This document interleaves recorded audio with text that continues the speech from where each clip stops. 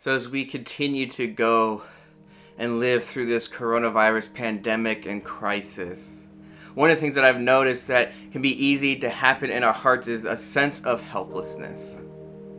Right, as there is much fear and worry and anxiety for ourselves and our family members, sometimes what happens is as we see the news and we hear the numbers and the reports of job loss and financial hardships, we hear the reports of how many people are sick and dying throughout the world. It can leave our hearts heavy and leave us wondering, well, what do I do? How do I make a difference? And if we're not careful, we can quickly become overwhelmed with despair and think to ourselves, I can't do anything. I can't make a difference. And part of that is true. You and I can't fix everything. You and I can't go out and fix everybody's problems. We can't solve every issue for everyone. But you and I can still very much make a real difference in people's lives.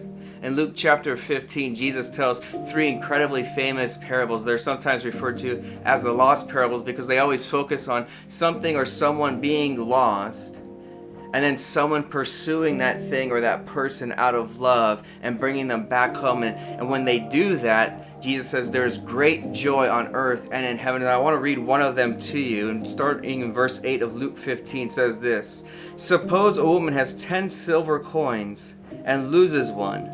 Won't she light a lamp and sweep the entire house and search carefully until she finds it? And when she finds it, she will call in her friends and neighbors and say, Rejoice with me, because I have found my lost coin. In the same way, there is joy in the presence of God's angels when even one sinner repents. And so as I was reading this and just thinking about how do we make a difference, what do we do now? What do we do in response to all of these numbers and all of these reports of how staggering of an effect this crisis is having on people's lives all over the world? And I think what we can learn from Jesus in these parables is not that we're going to be able to go out and fix everything for everyone, but that you and I can make a huge difference in one person's life. And that when you and I do that, there is great joy here and now for them and for us, but there's also joy in heaven. And so my encouragement to you, my question for you is, what are you going to do for the one? Right? You can't solve all the problems in your neighborhood or your city, but you can make a difference for one person or a few people. Whether that's sending a text message or making a phone call to check in on somebody and to pray with them, whether it's sending a card to them or an encouraging letter to lift their spirits or remind them they're not alone in this, or you might be able to go grocery shopping for someone or pick up their medicine for them if they're not able to get out of their homes.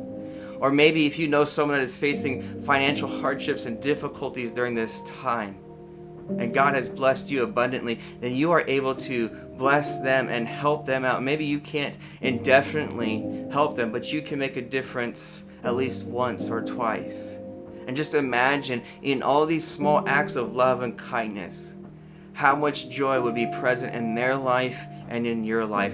And I gotta believe that all of us could use some more joy. As we hear the endless reporting and news about what's going on in our country and the world, it's easy to lose joy. It's easy to lose hope and for people to fall into despair. And so just imagine the difference of joy that you and I can make by loving and serving people, even if it's just the one. As Jesus says in Luke 15, they go after the one and they bring it joy, and there's rejoicing here on earth and there's rejoicing in heaven. So my question for you is, who is your one? What is the thing you're going to do for that one person in your life that will make a difference in their life, that will make a difference in your life, that will spread joy and love in a time where people desperately need both? God's peace to you.